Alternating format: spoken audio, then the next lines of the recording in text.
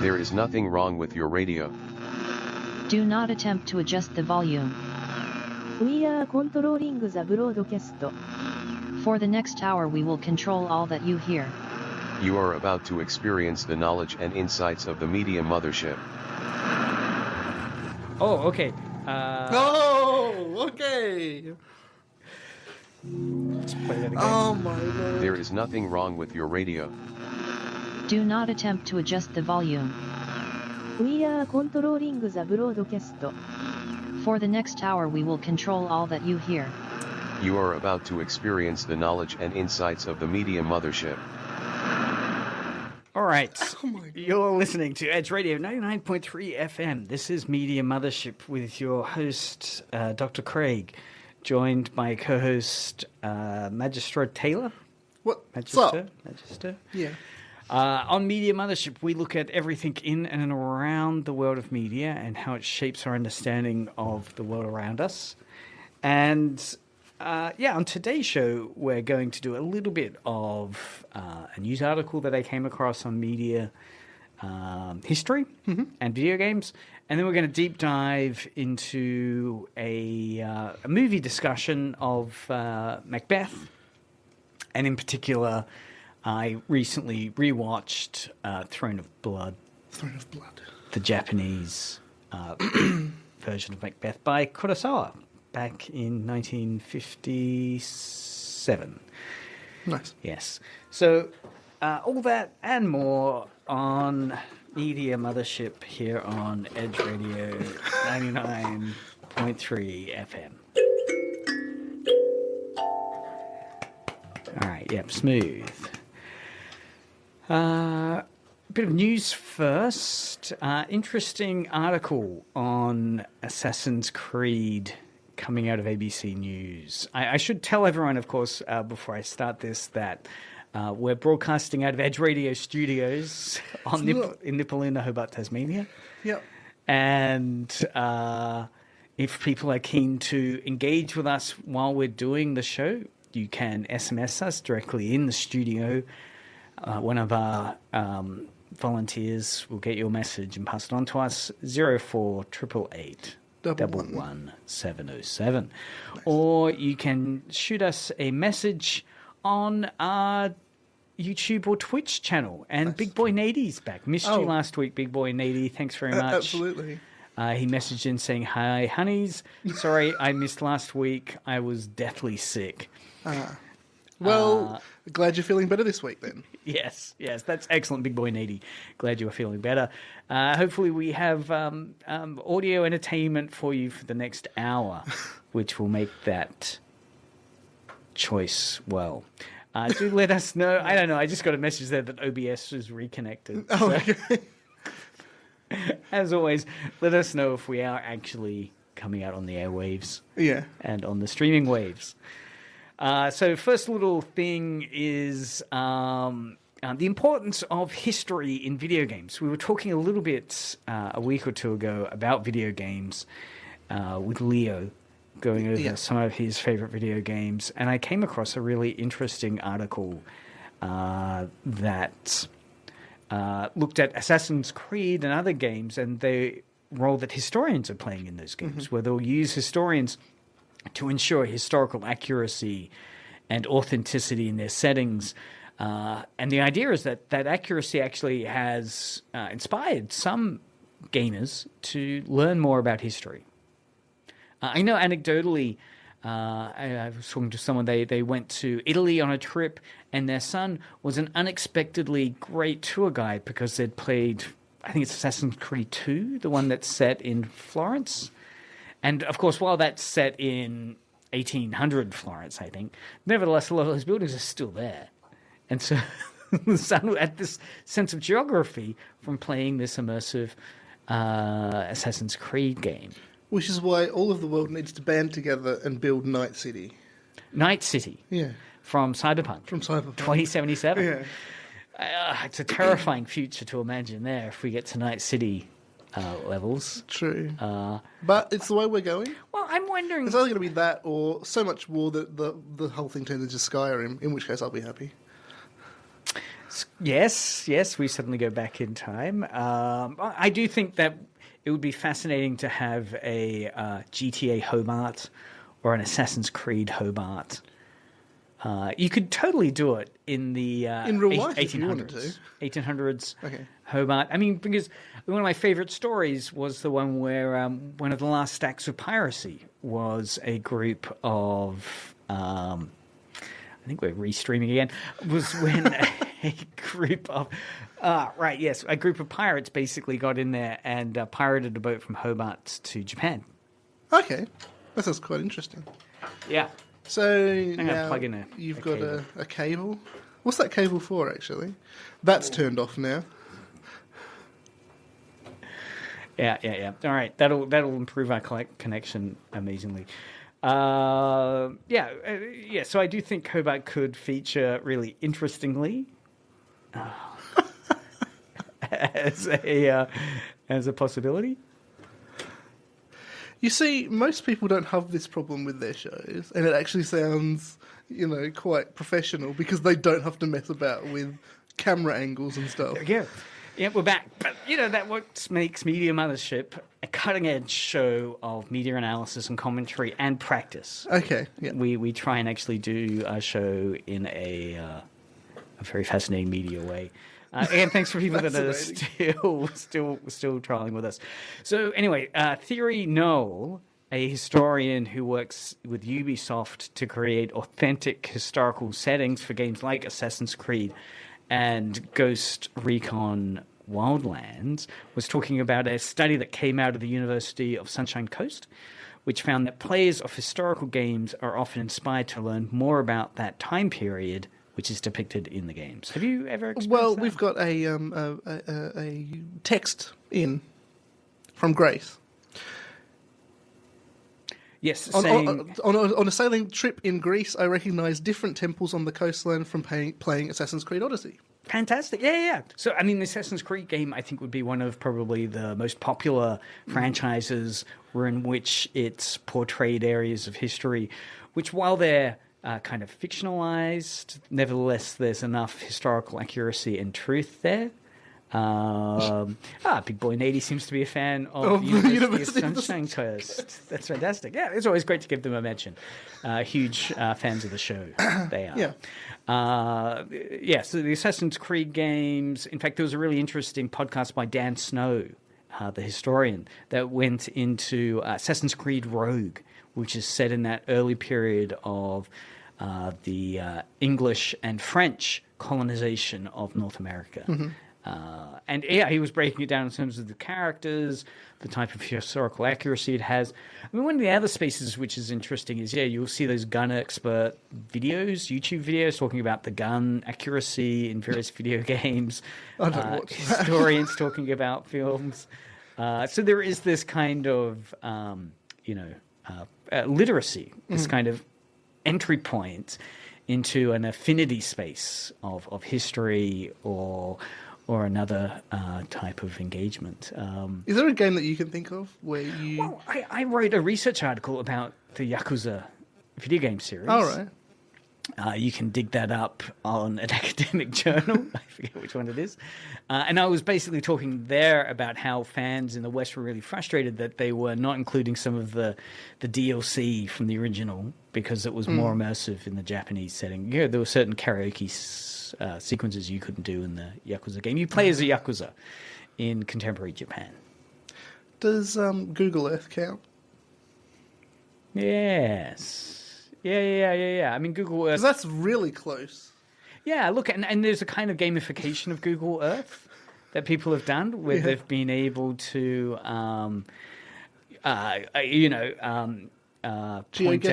GeoGuessr point out crimes, right? That some of the Google imagery have found crimes. Big Boy Nady says that he played Assassin's Creed Origins to help him with Grade 7 Ancient Egypt topic. Yes, I've recently picked up Origins, so I'm keen to give that a play. That's set in ancient Egypt. And again, they bring in various experts and advisors to talk about it. The games they speak about here in the article includes Age of Empires, where the developers of that game used historical research and consultation to accurately represent cultures, especially incorporating feedback from players who belong to those cultures. Developers sometimes take creative liberties for gameplay.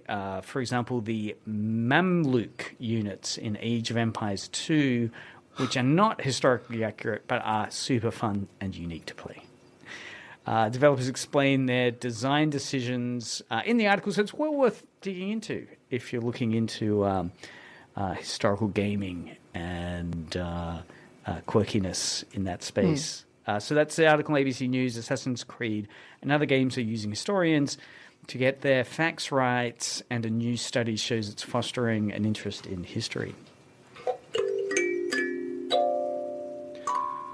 Nice. Actually, there's an audiobook I recently picked up. I haven't listened to it yet. It's the voice actor from Red Dead Redemption, the game set in the late 1800s Wild West of America, where he does the audiobook version of a historian talking about Red Dead Redemption and actual American history that's based on it. So there's an ultimate marriage there of people who enjoyed playing the Red Dead Redemption open world video game where you're a cowboy in the late 1800s America in the Wild West, and a audiobook you can grab which unpacks what the game does correctly in terms of history and what liberties it takes. And again, that idea of an entry point where suddenly you're becoming so much more literate in a space. Well, they say you can skin a crocodile in under 10 seconds. Is what that game proves. So in Red Dead. Yeah.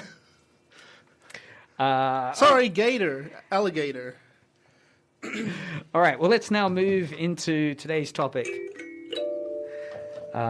which will be looking at Macbeth. The reason I'm interested in looking at Macbeth is that I got stuck over the last week talking with my daughter, whose English assignment is on Macbeth.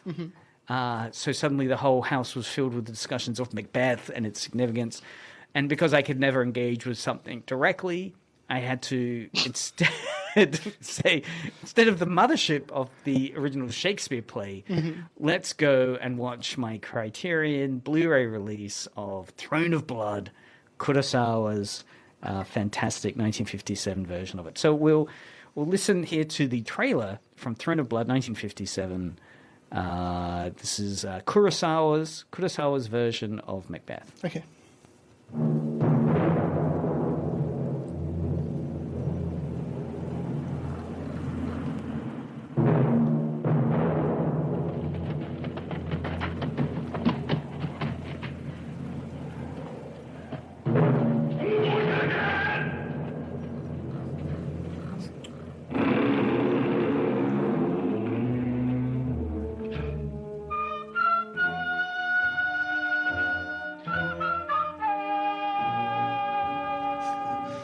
It's pretty good. Well, I can see where you get your playing from. It's my kalimba. I mean, one of the things about, of course, watching the Japanese version of Macbeth, Throne of Blood, it's set during the Sengoku Jidai period, so the samurai era period. It's got some of the leading Japanese actors in it, most prominently Toshiro Mifune, who's pretty much one of the most well-known Japanese actors in the post-war period. But, of course, none of the Shakespearean lines are in it. But nevertheless, it does have some fantastic visuals throughout it. And in a way, Kurosawa's made attempts to try and fix some of the motivations that he felt was a little lacking with some characters.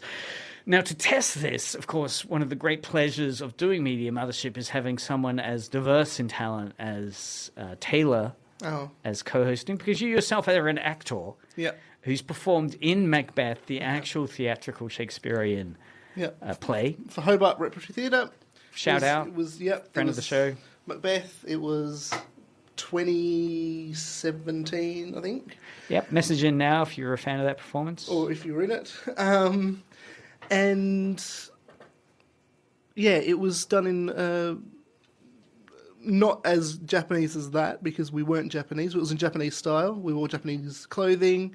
We had taiko drummers giving a the background music to the entire Really? thing. So there was a real Japanese vibe to that. Yeah. But of course, the characters were still Macbeth and Macduff. Yeah, yeah. What characters have you played? So in that one, I was given 4. I was the Thane of Ross. I was Satan, who's basically the servant to Macbeth. I was the Porter and Murderer number 2 for the murder of Banquo. Yeah. Yeah. So what I want to look at is some discussions of Throne of Blood and get your thoughts, because you've not seen Kurosawa's Throne of Blood No. movie, and get your thoughts of how this film has changed parts of the original Shakespearean. If you just play it, I can't understand it. Well, again, yes. What I've got, though, is the DVD commentary track. Oh, no. So, Well, that's good. yeah, we're going to listen to some choice segments from the DVD commentary track. But who? If it's the actors, I still can't understand. No, it's not the actors. It's Michael Jeck. Oh, of course. The well-known... he's one of those guys that, introduces movies on TV. And, like a Bill Collins or... It's before your time. Yeah. Someone who says, what we're going to watch here is this amazing film. Anyway, he's a movie critic. Okay. So right. it's his discussion of it. So let's listen to the start of his discussion. Basically, this is him at the start talking about how the Kurosawa version is influenced by No plays, Noh. It's a form of Japanese theatre. Right, yeah, with the masks. Yeah, they wear masks, so he's heavily drawing upon symbolic Japanese references. But here's him talking about how he puts this Japanese aesthetic into Macbeth. Style of the No theater. And in fact, this production is going to be heavily influenced by No theater, and I'll be pointing out those influences and those aspects as we go along. And of course, it is an adaptation.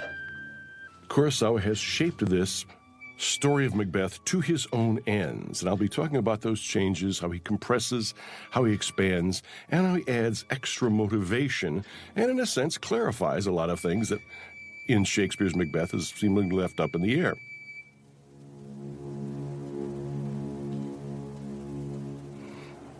Well, we begin right away with wind.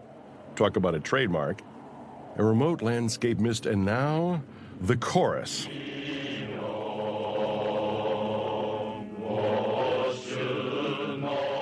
Well, the chorus is a big part of the No theater, and this is in the No style. The No is the earliest form of Japanese theater dating back to the 13th to 14th centuries. Reached its heyday in the 15th and 16th. It's supplanted by kabuki, which then became the most popular. Well, the No was for the lords and gentry of the time. The common people didn't have anything but perhaps some kind of folk representations.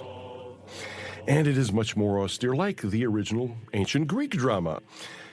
The No starts off with normally no more than 2 people on an extremely bare stage with nothing but generally a painting of a pine tree, and props are minimal, and lots of it is chanted. Well, you get an idea right away here. And we're talking about, well, is this the present? We're talking about the past? Interesting question.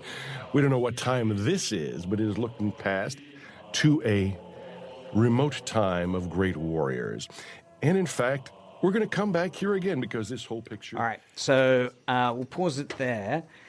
So what's interesting there, Michael Jeck, the movie critic, is basically unpacking the idea of the influence of Japanese aesthetics, mainly No dramas. So isn't it interesting that you can have absolutely nothing to do with the production and still get to talk all about it on the DVD release?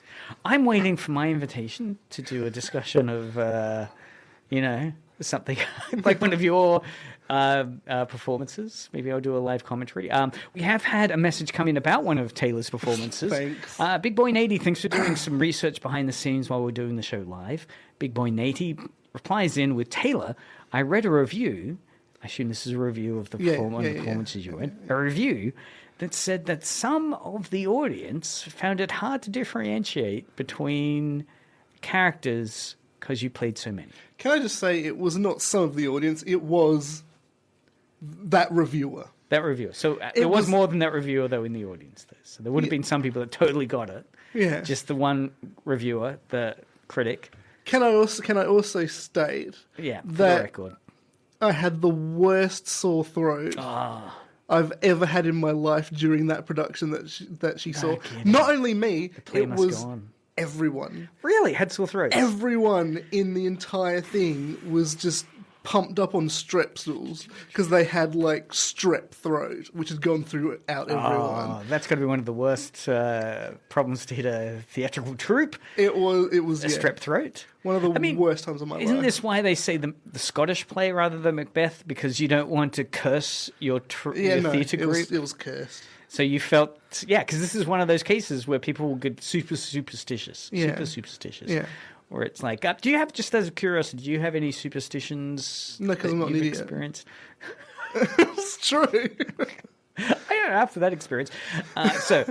Yeah, I probably should have because, just before the production of that, during the rehearsals of that, people were calling it the Scottish play. And Really? Yeah, all of them were saying Scottish play. 'cause you Scottish don't play, mention Scottish play. Macbeth. And then every time they said that, I said, "What? You mean Macbeth?" See? I caused it. I wonder... Yeah, there's a smoking gun there. Also, please take the time to Google my most recent production and the absolutely wonderful. Have you done a recent production? Yeah, What? that was the Agatha Christie one. Oh, that was fantastic. That you It's missed. such a shame I missed that one. Yeah. I think I was interstate. Yeah, you were interstate. Yeah. But that was a fantastic one. I got a really good review from the same reviewer. And that's So- just incidental advertising there, everyone. If you're going to complain to Edge for being a community radio, it was incidental. We're discussing how this can is we. my life. Yeah. Well, yeah. How does the audience know you're an expert? Well, Yeah. they know you're an expert because if you Google Taylor Lidston, Yeah. there will be some great reviews there. Yeah. Yep. Actually, no. Because of that, not because of that, but because I've been like on the TV, in a movie, right? A proper Nightingale. movie, The Nightingale, Yep. right? There's this website. I think it's hosted in India. I think of all Really? of the people who are stars in the world. Yeah. And I'm on that website. Yeah. And when I die, it will be written there as well. That would explain. There's a YouTube short that I put up that has like the origins of Taylor Lidston as its title, and that has huge views in India. Yeah. Right. I mean, it's 0 views everywhere else in the world, but like that's one of my most popular shorts. So it must But be no, something. it's just this person that does and just looks up everyone on IMDb and then has when they were born, a little bit about them, and then when they die. Now, that's fascinating. We might circle back around to that No, later. don't. Lady Stop. Macbeth. Lady Macbeth. So I want to go into a bit of Lady Macbeth. I'm going to play a little bit from the DVD commentary, or Blu-ray commentary, talking about body language in acting. Okay. And in this scene, it's talking about a scene where Lady Macbeth is trying to convince Macbeth to commit to kill the king. Yeah. Right? As you know, spoilers ahead. Claudius. Right? Yeah. And she's doing this, but the direction that Kurosawa's given Lady Macbeth's performer is not to blink and consider yourself as wearing a mask, a no mask. Right. We'll listen to his commentary unpacking this. I find it, it's a fantastic scene. Oh no, Claudius is in Hamlet. I was Sorry, going to pull you up on that. But Yeah. but we'll push on. So we'll listen to that to hear that. And again, I'm curious about body language and performing in Macbeth. Such was Toshiro Mifune's regard for her that about 18 years ago, when he was having his own retrospective at Japan Society in New York City, when they were preparing his clip show for his appearance on stage, well, they were looking at clips from this picture, and he stopped at one point and said, "Forget about me. Look at her. Now that's real acting." Well, here's the big surprise. Remember in Macbeth, Duncan says, "I'm coming to visit you at your castle." They have just here discussed what they're going to have to do about Suzuki, and now here he is. Remember, we was watching this picture from ground zero, and as probably most Japanese might well not know the plot of Macbeth in a way that we all seem to. Well, is he coming and going to be gunning for Washizu? This is going to be up in the air. This is what they were afraid of. This castle, by the way, is the third location of 3 in this whole picture. And the others, of course, are the Cobweb Castle itself and the forest. This is built in... All right, maybe it wasn't in that section. Anyway, let's... TV tropes. All right, so TV tropes... what body language in Macbeth? Any points about body language? Were you given any direction? Do you think body language is an important part of Macbeth when you've performed? What do you think others? about, is body language important when it comes to theatre? What's striking there is if you were told not to blink and stay as still as possible and give your performance, how constraining that would be. Like normally I'd imagine, yes, it's there, but it's there in a really overblown fashion, right? There'd be people that would leap across the stage, throw their hands around. The challenge would be giving a really internal performance where you're showing no facial effect. Well, that's you have to really do that for Macbeth, though. Is this a dagger which I see before me, the handle pointed towards my hand? It's not actually a physical thing, apart from when he says, "Come, can I clutch thee?" Yeah.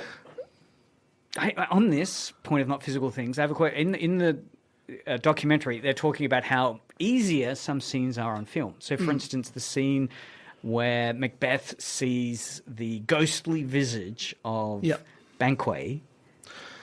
Banquo, so close. Banquo. Banquo. In the Blu-ray, in Throne of Blood, it's very easy because it's a film. You've got it on Blu-ray, obviously. You see it, and then they can just cut to another scene.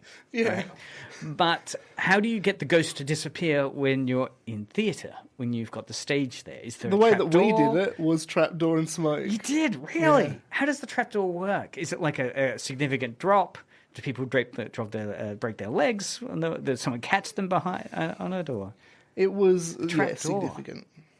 Right. Have you fallen through a trapdoor before? No, I haven't. But I was one of the people backstage who, when I wasn't acting, helped people down through it. Right. And so you just basically gripped where their legs were and then just sort of like brought them down. So they were hitting you, not the wood. Right. So you don't use a mattress or something underneath the trapdoor? There's physically stagehands there who, like the trapdoor, it kind of opens...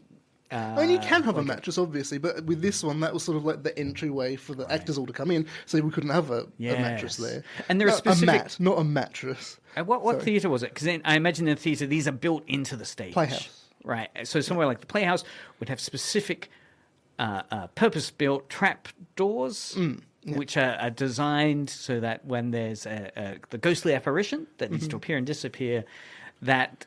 falls down to the ground and the person can drop through. Yep.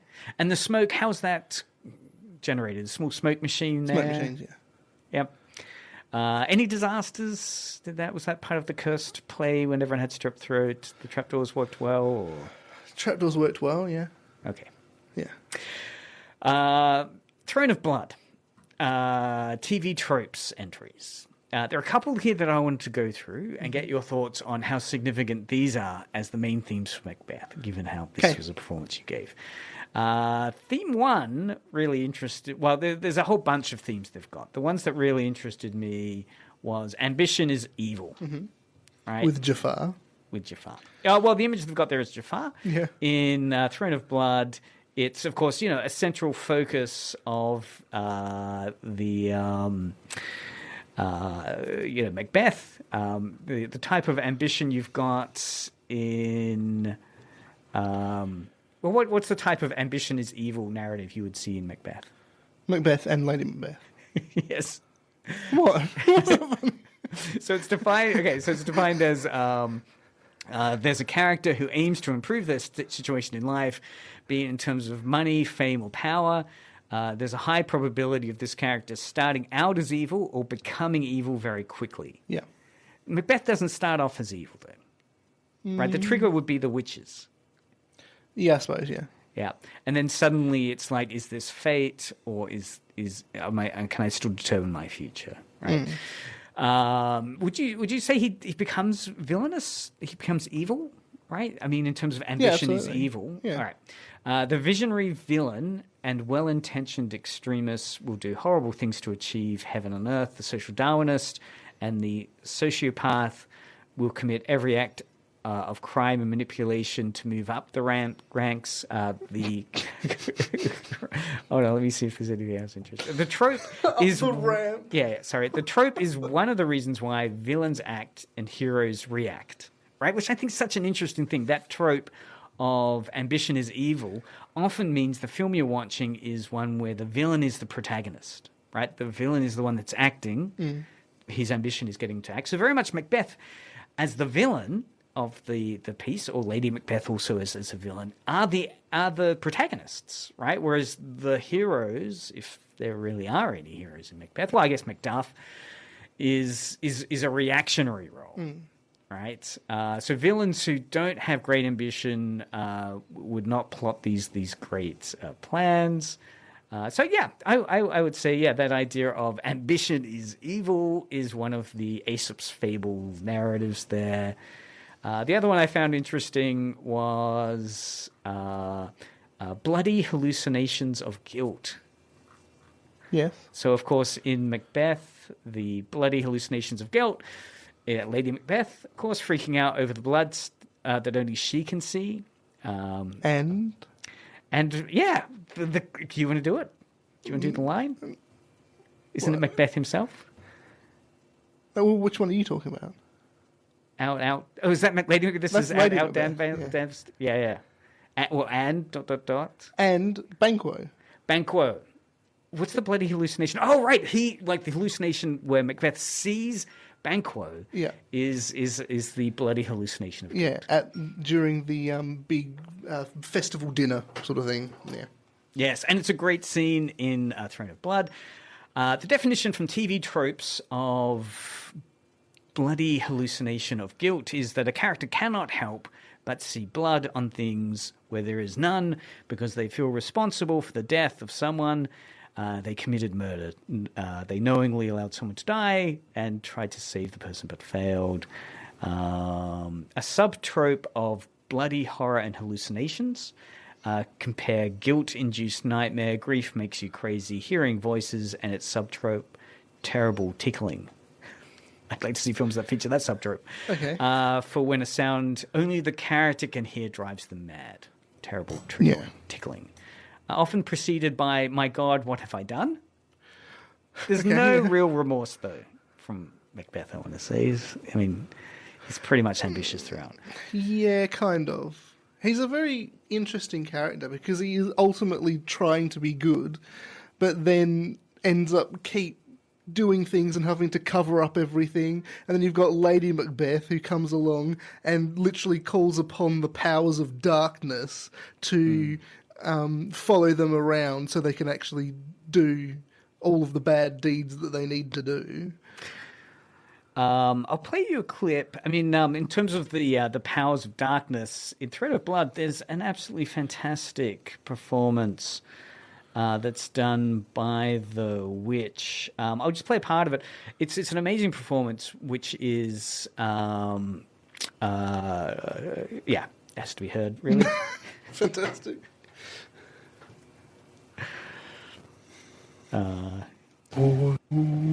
Yet to be heard. So this is the this is the kind of dialogue where they've encountered the witch. In this version, it's only one witch. Delivering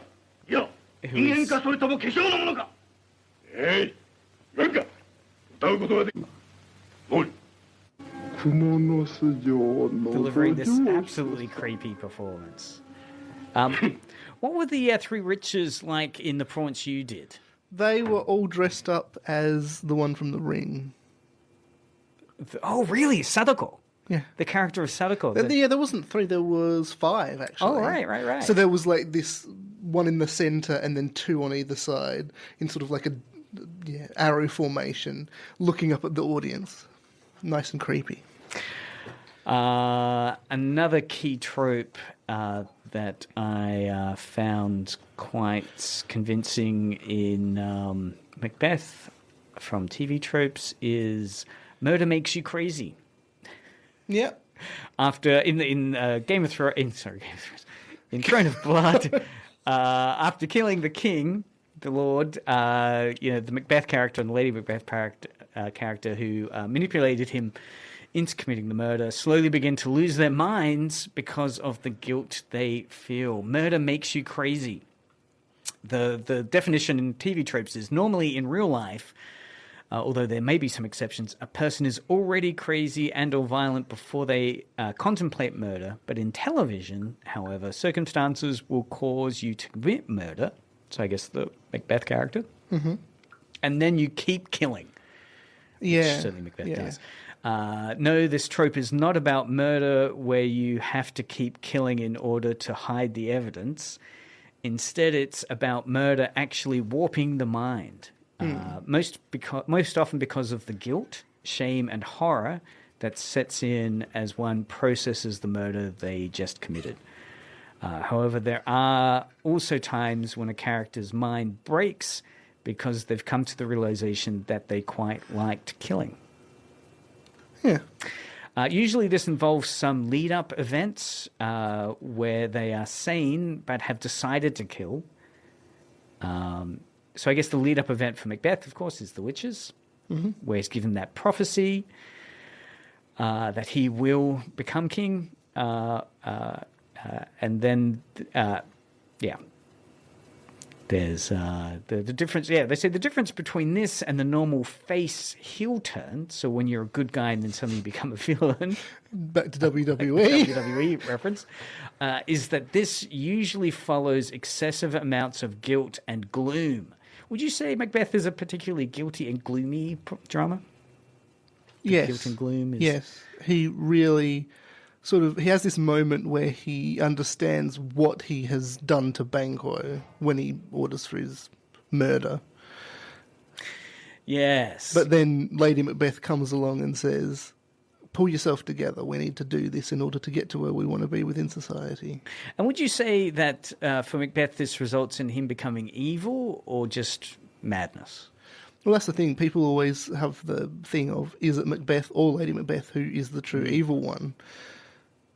I mean, in Throne of Blood, Lady Macbeth is much more manipulative, in the commentary they discuss it, than in Shakespeare's version. For instance, she's the one that really does goad Macbeth in. Also in the Throne of Blood, he's reluctant to kill Banquo. Yep. Because of their friendship. And has to be told that, well, actually, in this version of Throne of Blood, she's pregnant. Lady Macbeth is pregnant. Mm-hmm.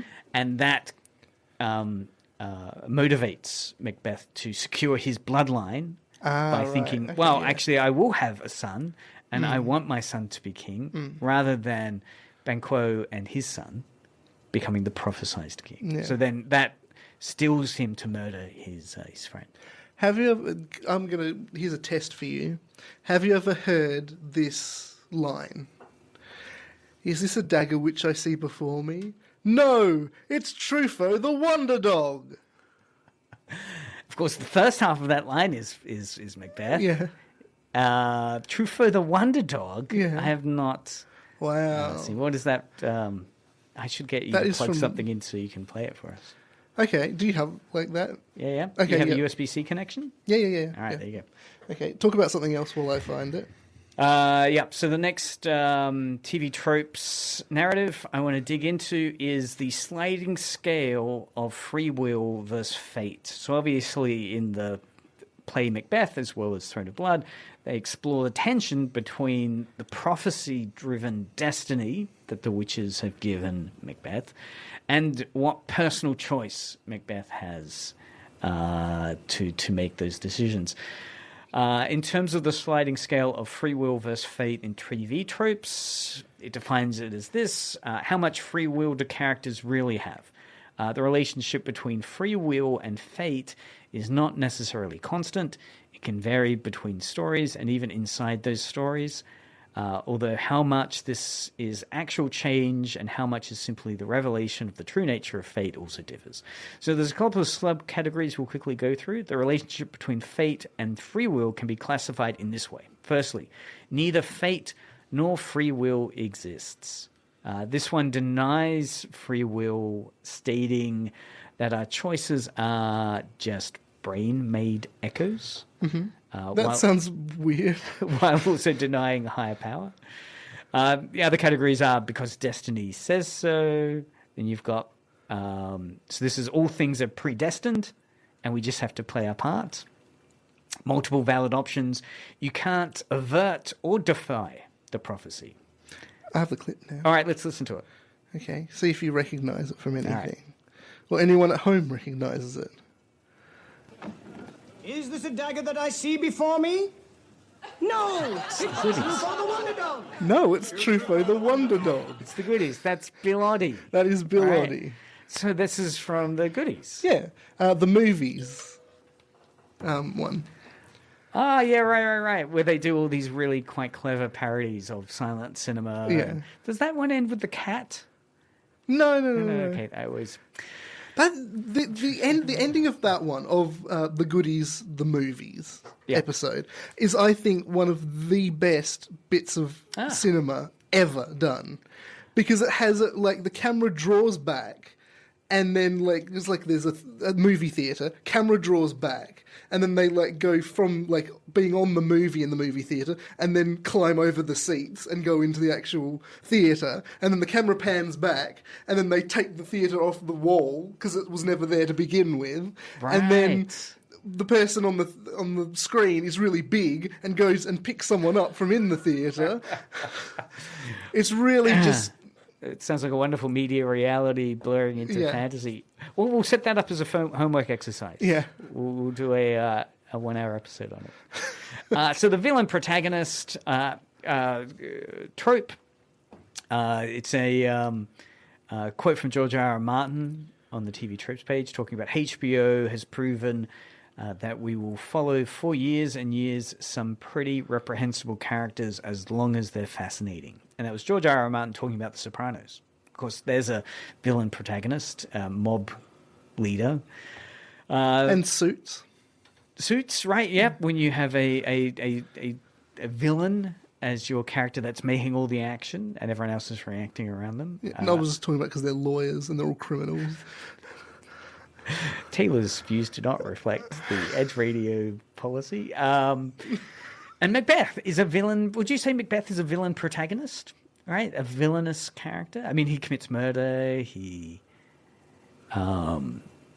uses this fate dialogue to make some pretty deplorable decisions. He has to be, yeah. So, yeah, an interesting twist on conventional storytelling makes the bad guy or a bad guy the main character. Sometimes, but not always, the villainous main character will even get the sympathetic point of view. Mm-hmm. So I guess Dexter, right? I mean, he's a murderer. Not watched it. On the other hand, it's not... Megamind. Megamind? Yeah. That's more my... great example of villainous protagonist. The simple need to be a villain whose morally reprehensible actions, however well-intentioned, are in no way glossed over or justified within the context of the story. We are seeing the story from the villain's point of view. Villain protagonists are also common in evil versus evil stories, where the nemesis is a villain antagonist. So a villain protagonist, especially in a comedy, is quite likely to go down in flames at the end. So, yeah, Macbeth is not a comedy, but he certainly does get his comeuppance at the end. So, a number of really interesting TV tropes unpacking. Mm-hmm. Have you ever played a villain in any of your performances? Yeah, I have, but I was 15. That was the last time I played a villain. What was the villain? I can't remember. Henry Bolger or something like that. So just to return back to Macbeth, we've only got a few more minutes left to wrap up. So how did the performance go? What was Macbeth's performance like in particular? Full of swagger, full of... No, it was good. He was good. He played it as pretty close to the source material as you can. Didn't try and inject anything modern into it. If you could play, like if you had your choice of any of the roles in Macbeth, would you... Lady Macbeth. You could. Wow. Is there a role you'd love to grab in Macbeth? I wouldn't mind doing Macbeth one day. But that is... The title role. Yeah. It is an implausibly large amount of lines. Really? Do you consider it amongst the most lines that an actor could be stuck with? Probably. Especially in Shakespearean language. Yes. But the performance you were involved with had an interesting Japanese twist to it, Yeah. didn't it? Why was that? Was that ever explained to you? Why it had that kind of... I think it's because the director had the idea of the witches being from the Sadako. Ring. Yeah. The Ring. Did it work? The Yeah, Sadako well, I think so. I've actually got it on my PC. You can have a look at it if you want. Great. Well, maybe we can further that discussion later and see if we can... My death scene was amazing. Tell me. That's it. Did it have a knife? A dagger? No, it was samurai swords. Really? Yeah. Proper metal, too. What was it about it that was so... Did you do a bit of sword fighting? Because Macbeth there, he's all covered in his regalia. He's just gone off killing everybody. He's unstoppable. And then me, the Thane of Ross, comes along Thane of Ross. and tries to, like, you bugger, why have you killed all these people, essentially? I will smite you, sort of thing. I run past him. He slashes me up the middle, and I fall to the ground. Fantastic. And normally in theatre productions, you're not going to worry with blood, and it's just the action. So you'd have to demonstrate that death, throw your hands up in the air, or collapse. Did you milk it for everything that it was worth? Yeah, I collapsed. I milked it. What was the milking? Like, just Grinning, sort of like having my hand on my chest, looking up at it, sort of thing. And then, not like that. Like a silent movie. And then taking a couple of steps and then collapsing. Oh, great. You did the couple of steps and collapse move. That's Yeah. fantastic. That is particularly good death scene. Yeah. Were there claps in the audience at that point? No. Polite little golf clap? No. All right. Well, that's been Media Mothership for this week. I think with that fantastic insight into the method of acting, Yeah. death scenes, and you just laid on the floor until the production finished at that point? No. There was lights out very soon after that. You did stand up a little. All right, well, that's Media Mothership for this week. We'll have, hopefully, a music show next week. I won't be part of that, no. Oh, right, yeah. So next week will just be me. Yeah. Yep. So listen in, though, for some exciting deep dives into probably more audio prompts. And if you're the parent of any Kingston High School students, come and see me next Thursday during Parent-Teacher Evening. Parent-Teacher Evening, yeah. SMS in now if you'd like to book your time here on Edge Radio. Okay, keep listening now to some really cool music. Thanks again, Big Boy Native, for listening in, and our listeners on the SMS line. This has been Media Mothership with Dr. Craig and Magister Thespian. Actually, we should just say Thespian Taylor. Yeah, sure.